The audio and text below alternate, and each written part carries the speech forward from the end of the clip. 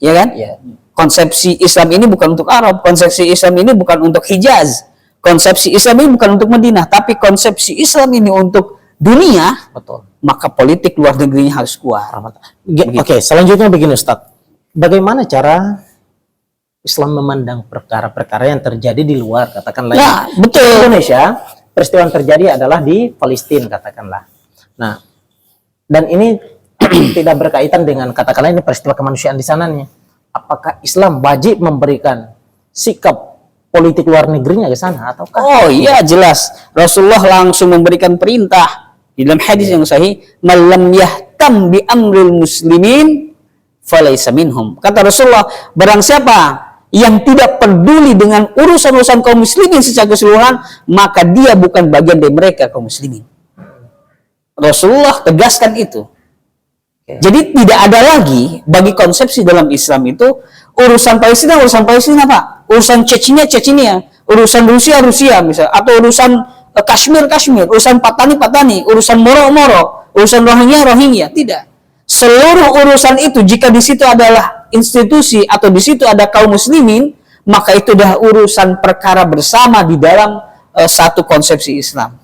Tidak bisa dipisah-pisahkan selama itu adalah berhubungan dengan seluruh konsepsi Islam, berhubungan dengan perkara kaum muslimin. Baik. Apalagi Palestina. Ya.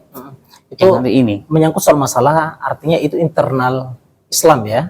Bahwa di sana itu misalnya tadi Palestina itu karena mayoritas atau utama Islam. Betul. Bagaimana jika kemudian menyangkut soal masalah peristiwa kemanusiaan yang terjadi di mana itu tentang agama yang lainnya di luar daripada Islam. Misalnya begini. Kenapa Rasulullah pertama harus menekankan dulu persatuan persaudaraan kaum muslimin? Karena itu dulu yang harus kuat. Setelah itu kuat, kan di dalam Piagam Madinah Rasulullah mengatakan kan di situ, andaikan kaum muslimin diserang, maka seluruh kabilah yang bukan muslim pun wajib membantu. Dan andaikan kabilah lain yang diserang, yaitu bukan muslim, maka wajib kaum muslimin juga membantu. Itu berkaitan dengan kemanusiaan. Berkaitan dengan kemanusiaan, berkaitan dengan peperangan yang di situ kita sudah menjalin bilateral, sudah menjalin multilateral misalnya dan sebagainya. Bila hal-hal itu tidak terjadi, katakanlah bilateral, betul? Tidak terjadi dengan negara demikian. Kemanusiaan itu adalah bagian dari hal penting di dalam konsepsi Islam. Tanpa mengenal hubungan bilateral. Jelas, karena ada dalam konsepsi kita kan lita'arofu itu untuk saling mengenal itu, karena Islam itu tidak untuk dirinya tadi kan. Islam itu tidak hanya untuk dirinya, tapi memang untuk semesta. Jadi ketika berhubungan dengan kemanusiaan, di dalam fitrah kemanusiaan, Islam hadir Pak, karena itu alam semesta. Iya, Islam harus hadir di dalam konsepsi kemanusiaan. Islam harus hadir, apalagi di dalam masalah keislaman itu sendiri, karena Islam juga membawa konsep kemanusiaan. Jelas itu. Ya. Bagaimana dengan para sahabat dulu melakukan ekspansi, meluaskan wilayah penaklukan mereka, sedangkan di situ harusnya ada pergerakan militer yang dilakukan oleh musuh. Tapi pada zaman itu para sahabat ataupun generasi-generasi sebelumnya, maupun kerajaan Muawiyah, itu mereka melakukan ekspansi ke luar wilayah untuk menaklukkan beberapa wilayah, padahal tidak ada pergerakan militer yang dilakukan oleh kaum Quraisy pada saat itu.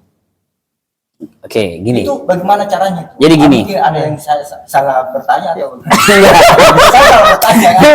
Takutnya di situ ada yang kesalahan di dalam itu. Jadi ekspansi. Bagaimana cara menjawabnya? Sendiri aku dengan pertanyaannya. Tapi kita paham karena kita so tahu. Jadi begini. Saya bilang ada dua konsepsi yang kita bisa lakukan. Tadi kalau konsepsi di dalam nilai dakwah, konsepsi dalam politik luar negeri, berarti tidak ada futuh, tidak ada penaklukan.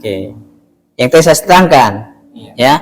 Tapi ketika ekspansi itu di dalam gerakan militer, futuh, penaklukan, maka gerakan militer lah yang kemudian dikedepankan, yaitu dengan tiga opsi itu tadi. Mau masuk Islam, ya kalau tidak mau masuk Islam tidak ada masalah. Yang penting keluarkan jizyah per tahun, ya, sebagai bagian bahwa Anda berada di bawah Islam. di bawah perlindungan kaum muslimin. Atau di bawah sistem Islam gitu Ya, ya. di bawah sistem Islam. Semua hak dan kewajibannya dipenuhi. Semua haknya dipenuhi. Darahnya haram, Jadi hubungan hartanya haram. hubungan sosialnya dia diatur dalam Jadi, Islam. Betul. bahkan kaum muslimin untuk melakukan penaklukan begitu. Betul. Beda loh. Jadi penaklukan dengan penjajahan itu berbeda. Ya. Jadi penaklukan dengan penjajahan itu beda. Jadi kita balik lagi dulu. Ini sudah 9:30. Ditahan dulu. Jadi saya ulangi. Ya, saya ulangi. Konsepsi di dalam ekspansi atau konsepsi gerakan militer itu opsinya 3. Oke. Pertama opsinya adalah Anda masuk Islam. Oke, itu tawaran. Anda masuk Islam. Ya. Tapi tidak dipaksakan harus masuk Islam. Kalau nggak harus masuk Islam, tidak. Karena la ikraha fiddin. La ikraha fiddin. Gitu. Katabayyana rusydu minal ghayy, ya. Jadi tidak ada paksaan untuk masuk Islam. Nggak jadi masalah. Nggak masuk Islam nggak jadi masalah. Berarti kami menawarkan opsi yang kedua. Anda bayar jizyah. Oke. Kalau Anda bayar jizyah di situ adalah menunjukkan Anda berada di bawah perlindungan kaum muslimin. Ya. Anda berada di bawah perlindungan kaum muslimin. Menyerahkan kehidupan sosialnya di bawah naungan Iya. Islam. Gitu. Jadi tidak jadi masalah. Tapi keluarkan upeti atau keluarkan jizyah di bawah perlindungan kaum muslimin. Kalau itu dikeluarkan, kami tidak akan pernah memerangi Anda, Anda pun tidak memerangi kami. Harta Anda haram bagi kami. Harta Anda haram bagi kami, darah Anda juga haram bagi kami. Dan haram bagi mereka yang menumpahkan darah Anda. Maka kami akan memerangi orang yang menumpahkan darah Anda. Oke, yang ketiga. Ya, paham ya? Iya. Seluruh hak yang diterima oleh kaum muslimin juga diterima oleh Anda. Oke, jadi equal di sini. Iya. Jadi Anda tidak akan dijadikan Apa-apakan. tempat eksploitasi apapun, tidak. Wilayah Anda tetap untuk Anda. Sama-sama enak lah ya. Tidak ada satupun yang diusir dari tanahnya, tidak ada. Oke. Jadi tidak ada orang yang diusir di sana. Tidak ada orang yang harus keluar tanpa hartanya. Tidak ada yang kemudian dicopot jabatannya, orang-orang di situ diganti dengan orang-orang kaum muslimin. Tidak ada. Itu yang bayar jizyah, yang bayar upeti, atau dia berada di bawah kaum muslimin. Seluruhnya seperti semula, hanya Anda menawarkan diri untuk memberikan jizyah itu. Kurang lebih manajemen hidupnya diatur lah Ya. gitu ya. Paham toh? Sudah paham. Oke, yang ketiga dulu. Nah, yang ketiga, Oke. baru kemudian Anda berarti memilih opsi ketiga. Anda diperangi. Oke. Anda diperangi. Berarti ketika seluruh kaum kafir di zaman itu, jika kalau mereka tidak membayar jizyah atau upeti, maka itu yang mengakibatkan terjadinya peperangan antara militer. Oh iya. Ini yang saya maksud. Ya, berarti padahal kalau seandainya kalau mereka mau untuk mendirikan suatu negara sendiri, kehidupan mereka sendiri, dan mereka juga tidak mau ada perikatan dengan kaum muslimin, apakah itu wajib diperangi dikarenakan tidak membayar jizyah itu? Akan tadi ini barangkali Iya. perlu Kita harus Iya. balik lagi tadi. Iya, kan tadi sudah disampaikan. Islam itu punya Iya. konsepsinya rahmatan lil alamin, alamin. harus menyebar ke seluruh orang. Pastinya gerakan militer itu dengan 3 opsi. Ya. Yang pertama, jika ente nggak masuk Islam, opsi kedua bayar tadi upeti. Jika tidak, baru diperangi. Iya. Jadi yang ketiga ini, yang perangi ini adalah opsi yang paling terakhir. opsi terakhir Opsi paling memang. terakhir. Dari gerakan militer. Oke, saya paham begini. Oke, kan saya tidak mau ada urusan dengan Anda. Yes. Kan begitu maksudnya. Kan saya tidak mau urusan dengan Anda. Loh, Anda punya urusan dengan saya. Karena saya diperintah oleh Tuhan kami untuk menyebarkan Islam ini. Oke. Paham nggak? Oke. Iya. Kan tadi ada konsepsi politik kita, politik luar negeri, untuk menyampaikan konsepsi Allah ini Ya, ke seluruh negara, ke seluruh benua, ke seluruh tanah Oke. yang ada di muka bumi. Jadi kita punya hak untuk menyampaikan, Anda juga punya hak untuk menolak. Iya Tapi dong. Kita punya 3 opsi, ya kan? Boleh menolak. Yang pertama, kalau nggak mau masuk ya udah, bayar apa-apa. upeti. Nah, kalau nggak mau bayar, perang. Tapi gini, nah hebatnya itu, kenapa disebutnya penaklukan bukan penjajahan? Nah beda loh. Kenapa Islam menyebutkan dengan futuh? Penaklukan, Pak. Oke. Bukan penjajahan. Waktu Islam dulu menjajah. kalau menjajah itu begini, saya datang ke dia, saya perangi dia, habis hartanya, habis SDA-nya, habis SDM-nya, habis keluarganya, pemerintahan kami, kemudian dia hanya tinggal jadi budak, betul? Betul. Nah itu penjajahan tuh. Kolonialisasi begitu. Kenapa kolonialisasi itu harus dihapuskan di dunia itu? Karena itu. Oke. Munculnya kezaliman. Sistem perbudakan lah yang kemudian dimainkan di sana. Muncul kezaliman. Sesuai dengan kemanusiaan dan Iya. peristiwa. Tapi kalau Islam tidak futuh, Islam itu penaklukan. Takluk. Ya. Jadi ketika dia mengambil opsi ketiga, yaitu perang kan? Iya. Kayak perang. Das diperangi. Dia takluk, menyerah. Ketika menyerah, minta perdamaian. Dia terima. Diterima perdamaian dia. Damai. Saya siap membayar upeti. Saya siap membayar upeti. Sudah jadi upeti. Ketika dia misalnya jadi bayar, oke, siap kami mengambil jizyah saja. Oke. Dia yang tadinya di situ ada kepala kabilah. Di situ orang yang punya pertanian jalan, yang punya perkebunan jalan, yang punya rumah 5 silakan 5, punya istri 10 silakan istri punya 10. Tidak ada yang satu pun diganggu. Dia sebagai kepala kabilah pun tidak diturunkan kemudian jadi budak. Tidak. Tetap seperti biasa. Tidak ada yang dirubah. Oke. Hanya dia harus bayar jizyah. Dan Islam melarang umatnya untuk membunuh orang yang sudah menyerah. Tidak bisa. Tidak bisa. Haram itu. Tidak boleh membunuh anak kecil. Tidak boleh membunuh orang tua. Ya. Militer dengan militer. Militer dengan militer. Tidak boleh membunuh wanita. Tidak boleh. Seluruhnya yang tidak berhubungan kemiliteran tidak boleh dibunuh. Haram dibunuh. Bahkan jangankan itu, pohon yang jika tidak perlu untuk ditumbangkan jangan ditumbangkan. Itu Rasulullah, pesan Rasulullah. Pohon yang tidak perlu ditumbangkan jangan ditumbangkan di dalam peperangan.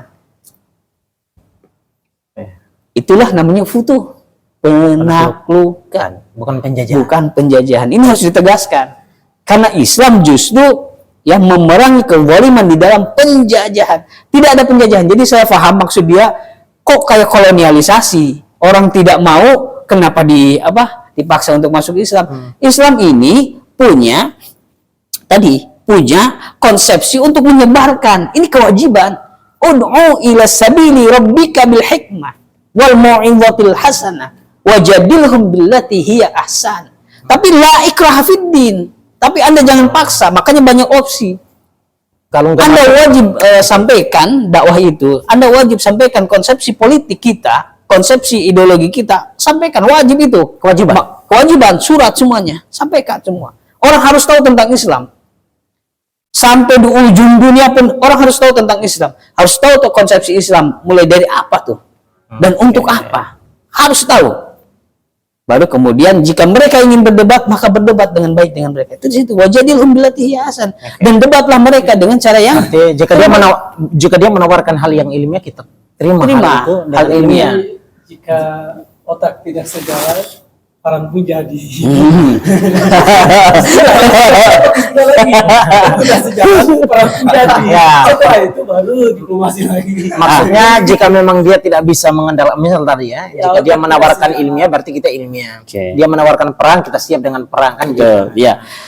Jadi tidak ada satu bentuk pemaksaan mutlak, tidak ada. Ya. Jadi karena kewajiban diterima dengan kewajiban lain, dibatasi dengan kewajiban lain, itu Islam. Ya. Jadi memang kita wajib menyebarkan, tapi juga punya kewajiban untuk tidak memaksa. Cuma punya kewajiban lagi yang lain, punya pilihan, Ya. punya kewajiban lagi yang lain. Jadi itulah Islam. Jadi saling keterkaitan antara kewajiban itu juga harus secara proporsional. Dan poin dia, jika kemudian dia menyerahkan kehidupan sosialnya berada di bawah naungan Islam, maka tentu Islam pun juga akan memandang, karena Sangat misalnya aman. tadi lakum dinukum Waliyadin. Jadi kalau sudah di bawah panji Islam, di bawah pemerintahan Islam, dia bebas melakukan seluruh ritual keagamaan yang dia yakini, dijamin oleh pemerintahan Islam. Ini konsepnya. asal dia membayar hak dia. Asal dia tetap sebagai tadi non muslim yang muahad, yang tetap membayar. Ya, kalau mungkin sekarang membayar pajak, mungkin Ya, posisinya seperti begitulah. itu ya. Betul. Jadi tidak ada yang kemudian ada penggoliman secara pribadi atau secara berjamaah, secara komunal begitu, tidak ada. Baik. Ya, itu tidak terbaca di dalam sejarah begitu. Ya. Makanya hati-hati dengan bahasa penjajahan dengan penaklukan. Tapi syarat sebuah negara Islam bisa melakukan 3 hal ini, gerakan 3 ini, Ya. jika negara Islam itu kuat, ya. jika negara Islam itu dalam keadaan kuat. Tapi kalau dalam keadaan tidak kuat, maka gerakan yang tiga ini tidak dilakukan. Oke. Maka hanya melakukan gerakan tadi, gerakan konsepsi politik luar negeri yang soft, Diplomasi. ya, yang soft, yang diplomasi. Itu tadi hanya menyampaikan surat menyurat, Atau sekedar untuk mendakwahkan. betul, sekedar mendakwahkan. Itu jika dalam keadaan Bablas. belum kuat. Tapi tentang tadi Tapi kalau bagaimana dengan Indonesia? Pelan-pelan. Indonesia bukan negara Islam. Negara Ya. mayoritasnya Islam aja. Mayoritas Tapi Islam, negara Negara Islam. individu kita bisa menjalankan seperti begitu ya. Oh, Tidak bisa kan harus ini atas dalam penguasa. Ini dalam negara. Kita bicara dalam konteks negara. Jangan dibawakan ke personalitas. Bukan personal. Ya. Nah, bagaimana? Gitu, tentang penawaran opsi tadi. Ngomong tuh agak cepat, masa durasi.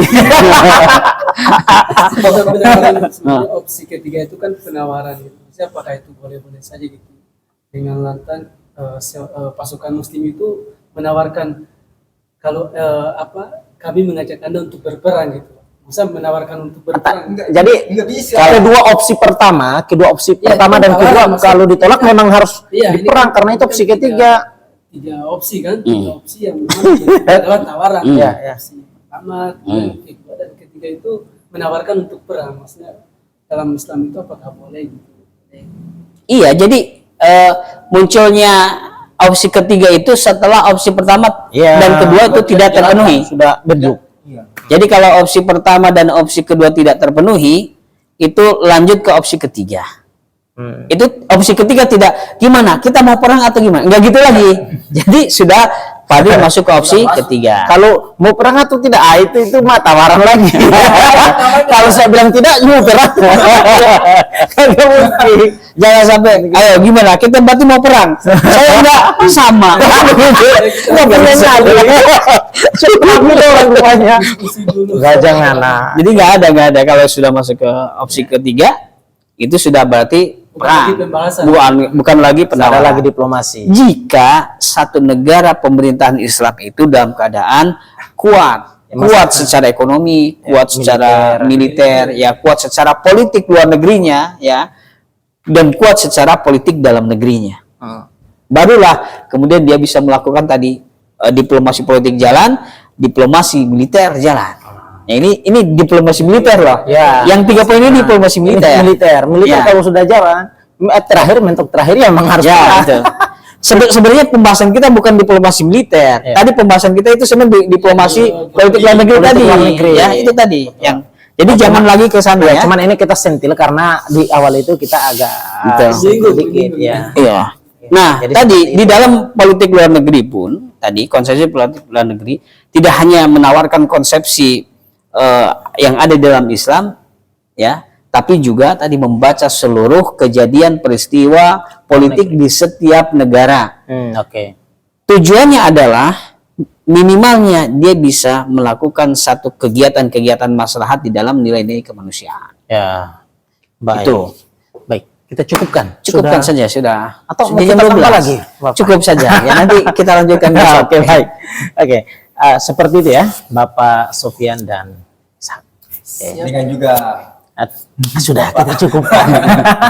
Seperti itu teman-teman sekalian, jika Anda penasaran bagaimana Islam memandang sikap politik luar negeri atau apakah politik luar negeri itu penting tidak di dalam Islam, maka berdasarkan pembahasan ini dapatlah diambil kesimpulannya bahwa penting sangat. Ya, kata Upin Ipin. Penting sangat. sangat. Bagus. Seperti itu teman-teman sekalian, kita akan jumpa kembali pada lain kesempatan dengan topik-topik yang menarik dan tentu insya Allah edukatif. Terima kasih banyak. Assalamualaikum warahmatullahi wabarakatuh. Waalaikumsalam warahmatullahi wabarakatuh.